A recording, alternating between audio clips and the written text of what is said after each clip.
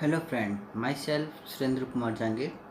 Today we discuss about the computer system. The chapter first in 11th standard computer science and IP. Today we start introduction to the computer system.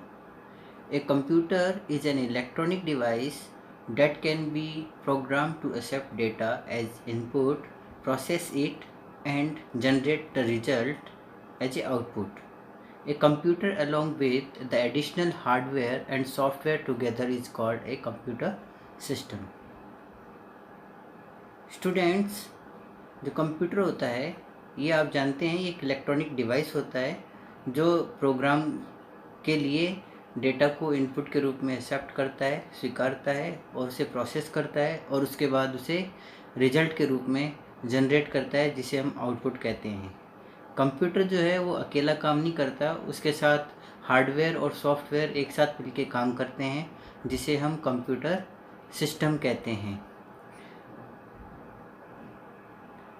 A computer system primarily comprises a central processing unit CPU and memory input output devices and storage devices।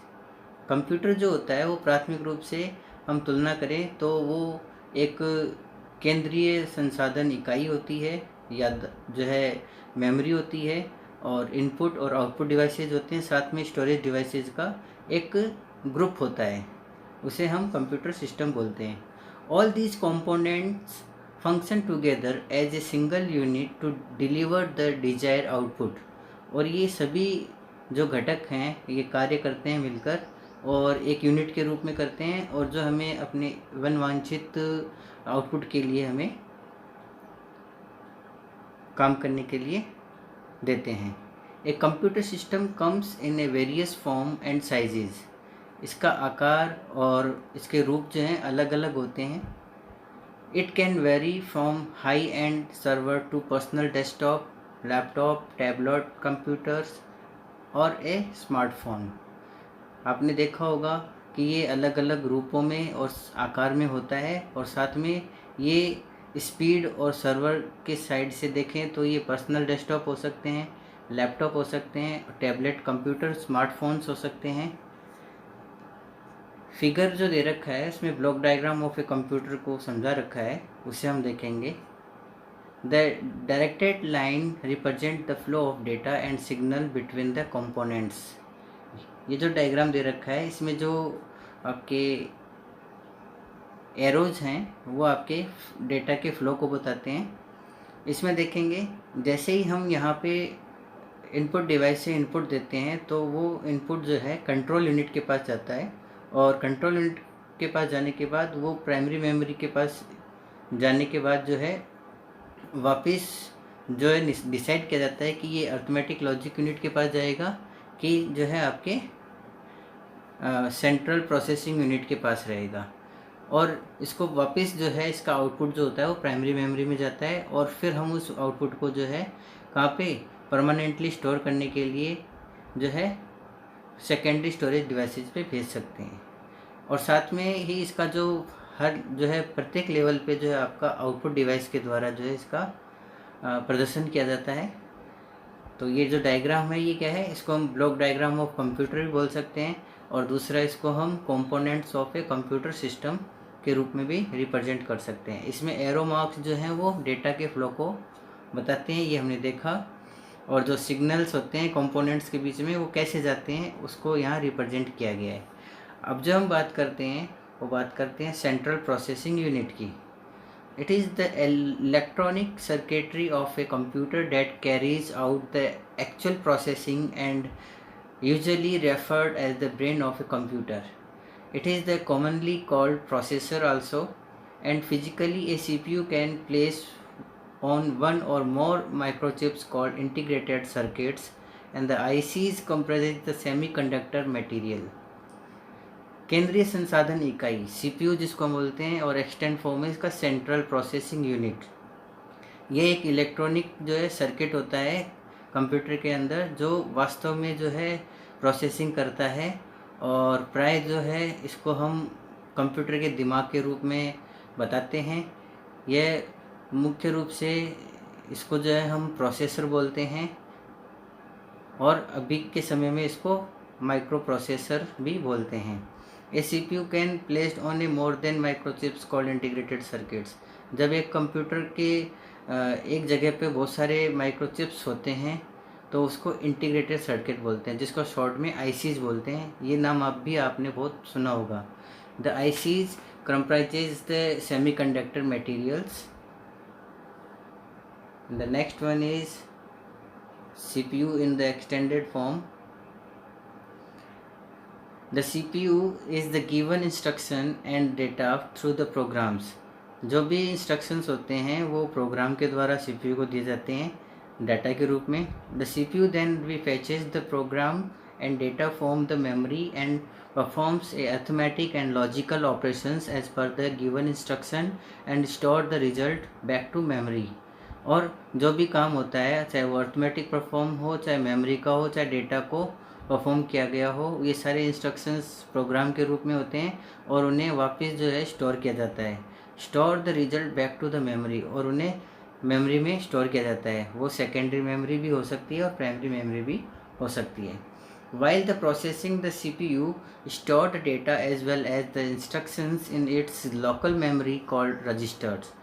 जहाँ पर CPU अपने जो data होते हैं उनको instructions को local memory में record करते हैं, स्टोर करते हैं, उन्हें रजिस्टर्स कहते हैं। Registers are part of the CPU chips and they are limited in size and number.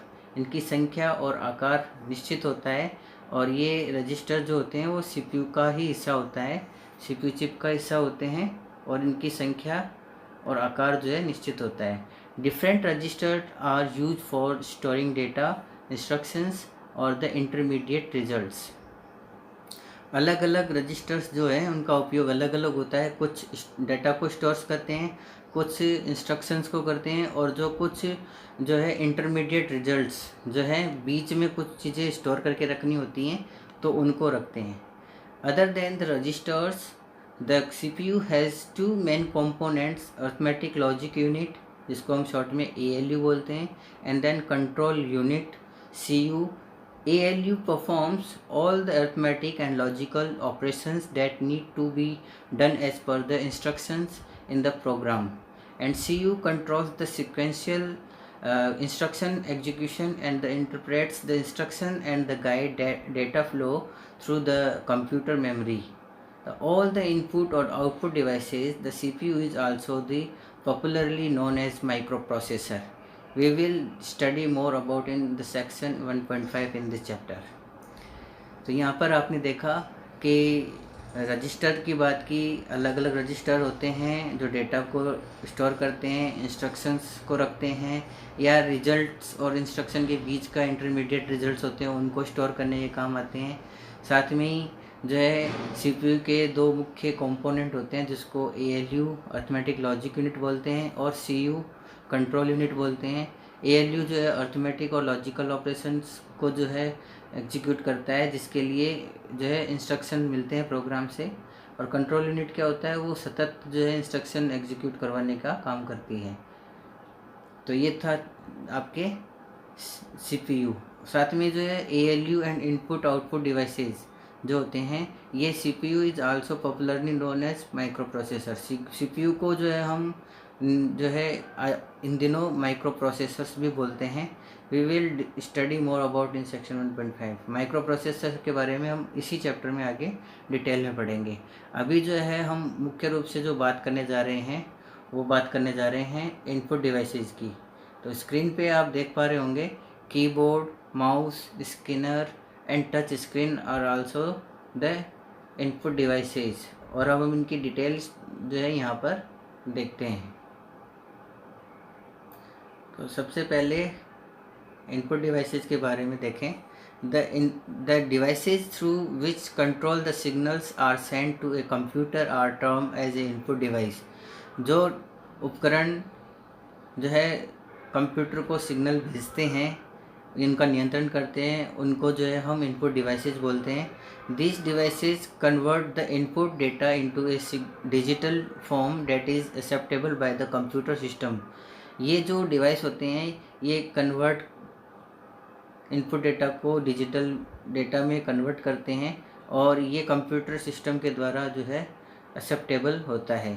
Some example of the input devices includes keyboards, mouse, scanner, touch screen etcetera as shown in figure 1.2।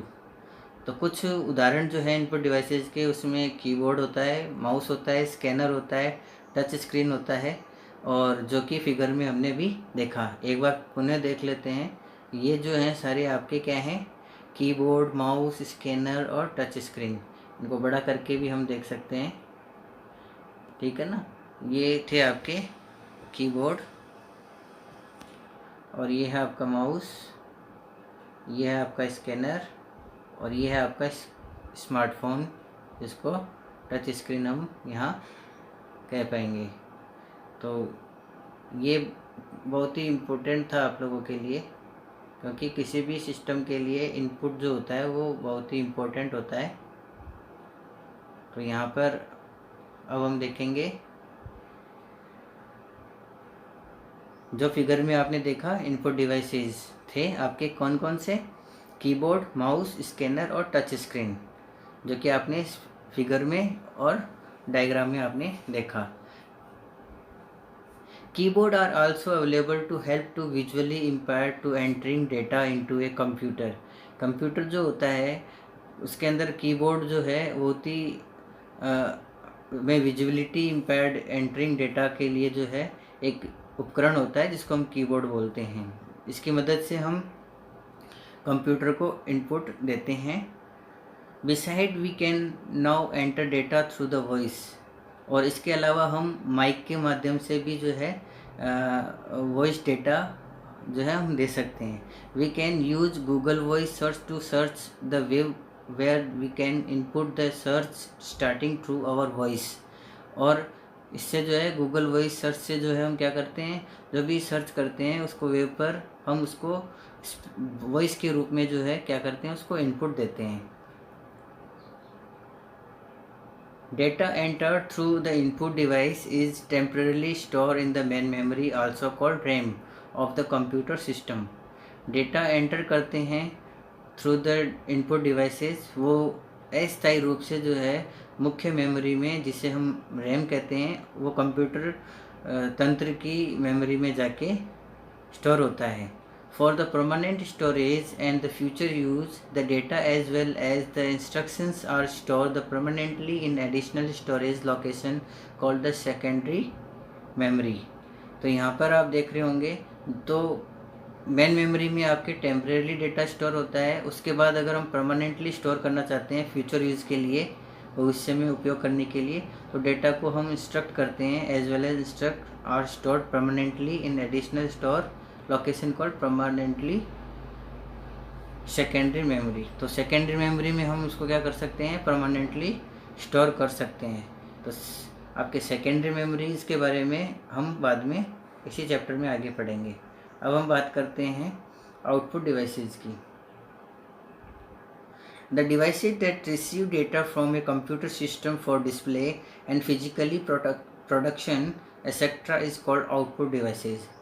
जो computer के द्वारा जिन device से computer के द्वारा हमें display और जो है फिजिकल प्रोडक्शन की जानकारी मिलती है, उसे हम आउटपुट डिवाइस बोलते हैं। It convert digital information in human understandable form.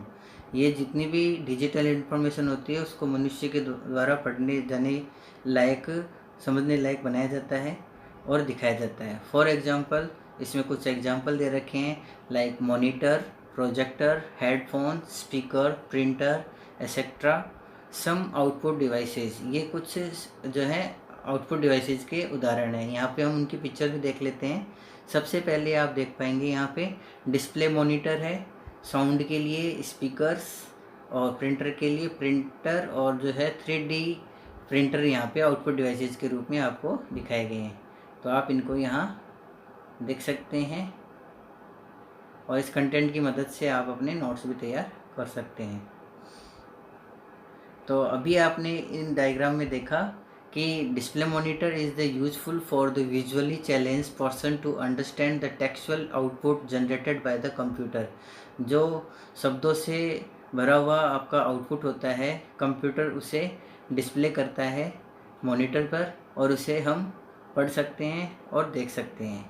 A printer is the most important most commonly used device to get output in physical hard copy from.